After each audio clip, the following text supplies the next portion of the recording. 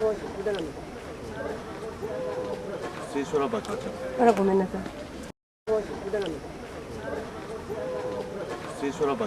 あら、ごめんなさい。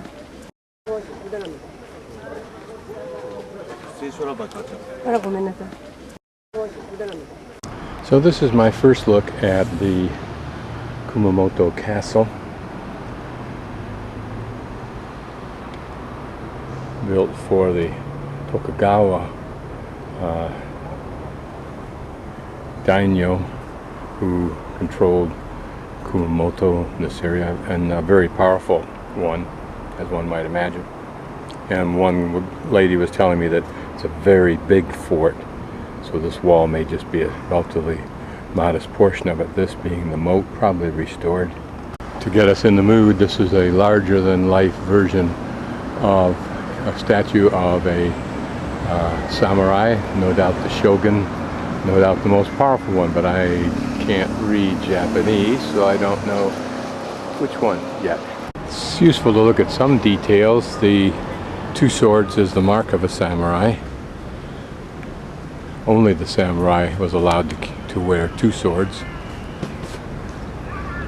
This, I don't know what it's called, but almost every ruler I think I've ever encountered seems to have something like this.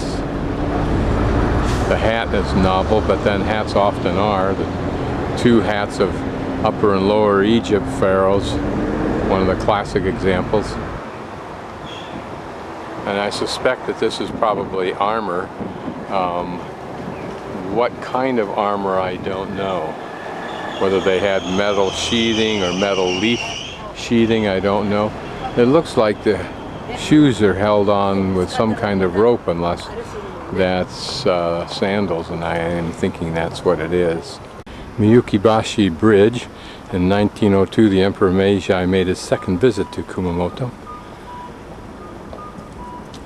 Notice the moat and wall continue down away from us, further on and outward, so suggesting that it's even bigger down there than here. Like a moat spur into the interior, although it may well be just another defensive device to obstruct and confound the enemy. Notice that even from here it's clear that the walls are curved in, well, depending on how you're looking at it, but they're concave, presumably to make it more difficult to climb. I would think it'd make it easier. This is the entryway up to the castle. Tourist entrance. I assume these are cherry trees. Don't know why they're not blossoming. And I'll start shooting here just because I can.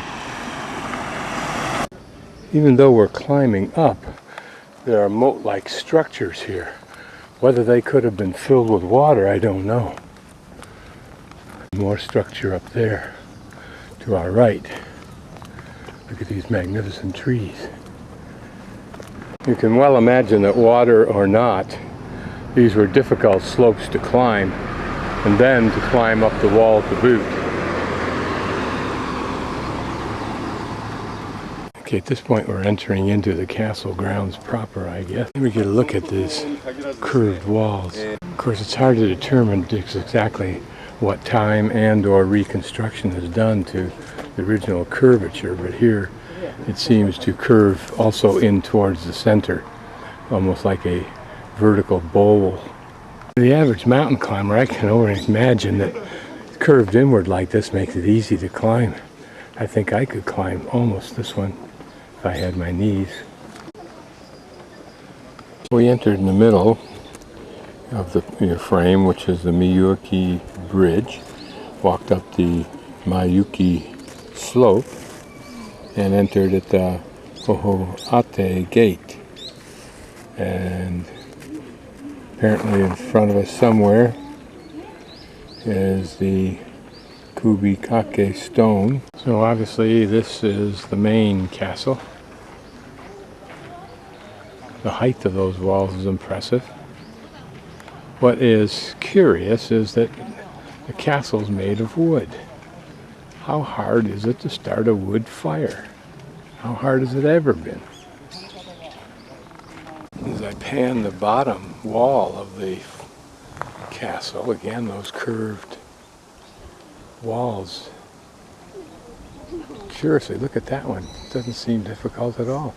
On the other hand, these overhangs would seem to make it extremely difficult to get up the wall and then get over the overhang and get access to a window or firing ports, which those may be up there. Or maybe they were for pouring oil and so forth out. This is the Uto turret entrance, so we'll take a look at that.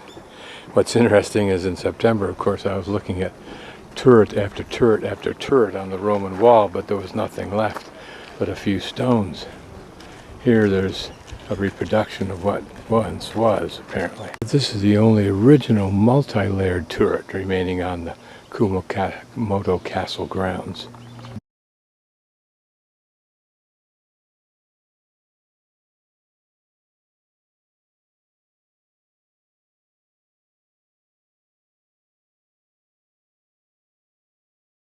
It says it has 3 exterior layers.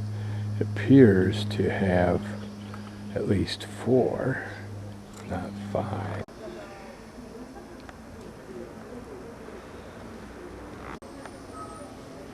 Apparently photos of the original construction or reconstruction. You can't tell because no English.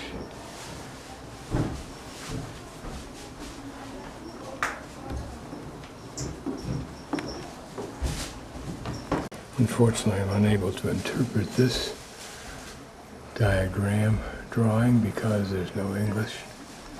But those look like inverse versions of each of those half pieces. It's a relatively low ceiling. I would hit my head walking through there, barely walk through that.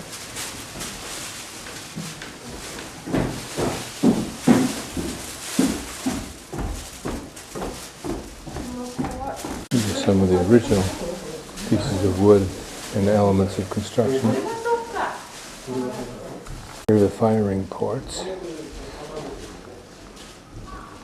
How did we get the idea from them in Europe, meaning we Europeans, or did they get the idea from us, or was it a spontaneous multiple generation of the idea? Here's an example of the roof construction. Presumably this method of construction and this design is the same on all of the temples that we're looking at and shrines. And here the design of the walls. Again, you wonder, were those impervious to fire being made of bamboo? I don't know the characteristics of bamboo. And what is the point of the rope tying pieces of wood to this timber here? Oh, I see. It's like a lath to hold the plaster. I think this is called rack and pinion or something like that. That may be an automobile term, but something like that, where you make a slot in the wood that you're going into and then the piece slides through, and usually it's pegged on the end piece. You can't see it right here. Some original roof architectural pieces.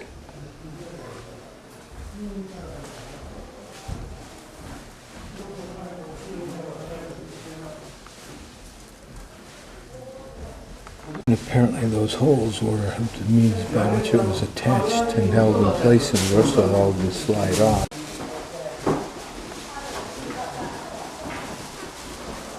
These shutters, if they are original design, don't seem to be very protective of anything. The view gives them a view of not only the top of that moat, but all the way down into the moat. Quite a little ways, actually. And you assume that these fields of fire are overlapping. It's interesting because it gives a means of ventilation for the entire building here. But also it seemed to be a place to send fire up through. And here we get an idea of how Japanese houses are laid out. I mean, so far as room after room. And in between here would be sliding panels, as you saw in the movie Shogun. And if you didn't see it, it's a great movie. As old as it is. Tapping on the walls gives a solid, dull thud, like you were hitting some of that old particle board that was more like a fiber board that actually had give to it. It says we can go up, so we will. So we just keep climbing up. The Japanese, for some reason here, at least these group of people, are very loud. Here's a smaller room.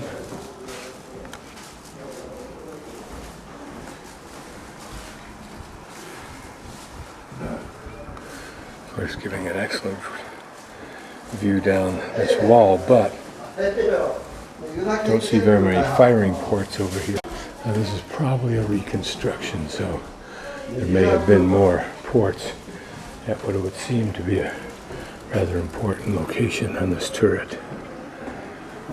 Here we're on the next floor in a relatively small room in the corner of the turret. Firing port here, but notice that it's obstructed in part by the roof, so perhaps not a very critical location. Interesting that unlike the Chinese, who overlap their elements so that they don't use all that much cement, here their tiles are literally embedded in the cement. Here's an example of that construction we were talking about. So here we have a view.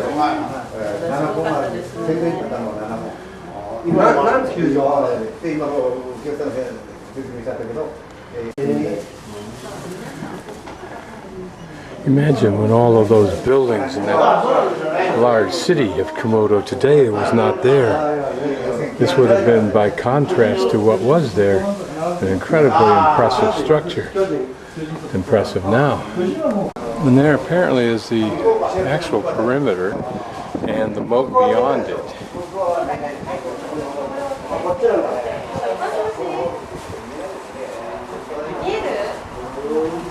And further turrets out at those corners. A little bit of English that's on the sign over there on the floor suggests that the stairway probably was in the middle rather than on the edges.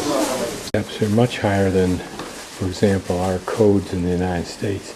And it's always curious to me how people of short stature, like the Japanese and the Peruvians, will build stairs with such high steps. The Aztecs, I think, did it to tire out the captives that they were going to slaughter and get their hearts beating really fast.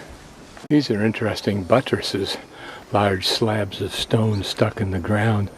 Must have taken a great deal of work just to cut those holes, but presumably it makes this thin defensive wall stable against what?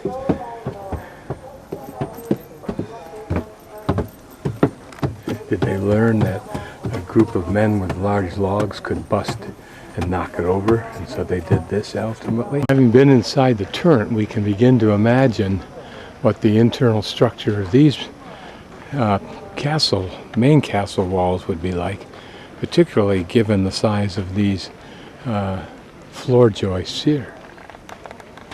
This is Goro's stone. Kiawa Danjo, the father of Yokoto Goro, was killed in a battle against Kato Kiyomasa, who was the great warrior and designer of this fort and many other castles, and was revered for such. He was killed in the Amakusa riot in 1589. Determined to avenge his father's death, disguised himself as a construction worker, but unfortunately he was caught, buried alive in a well. But he is said to have been so powerful a man that he carried this stone on his shoulder to the construction site. All this, I believe, is a reconstruction. It's starting to look a little tattered to boot.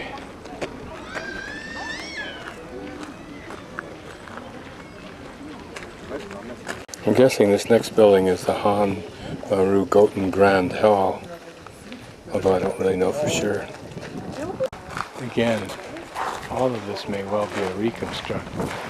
Remember, the Tokyo fire bombings did a phenomenal amount of damage. It's interesting. I wonder if this is an example extant of the original paving in this castle. Again, there's no English, so no way to tell where I am. but massive doors if in fact a true reproduction.